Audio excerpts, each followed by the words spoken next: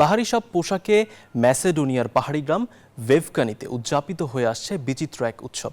স্থানীয়রা যাকে ডাকে ভেভকানি কার্নিভাল নামে। এই উৎসবের মাধ্যমে পাহাড়ের বাসিন্দারা স্বাগত জানায় অর্থোডক্স নববর্ষকে। প্রতি বছরের মতো এবছরও উদযাপন করা হচ্ছে এ উৎসব।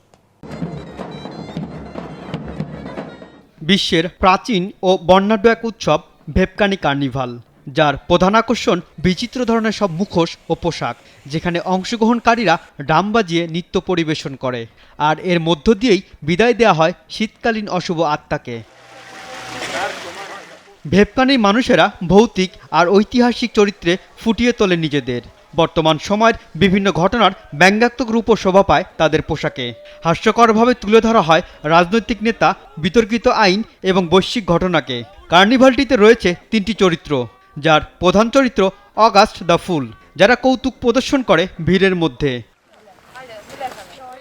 এই কার্নিভাল দর্শনার্থীদের কাছে বেশ জনপ্রিয় ও আকর্ষণীয়, আর এ কারণেই অংশগ্রহণের জন্য সারা বছর অপেক্ষায় থাকে তারা।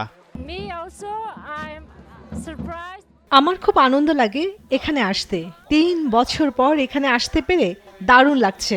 এটা আমার দ্বিতীয়বার। আমি পছন্দ করি এখানে আসতে।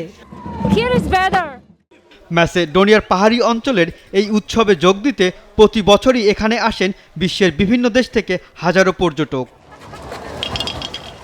রনি আহমেদ, নিউজ 24।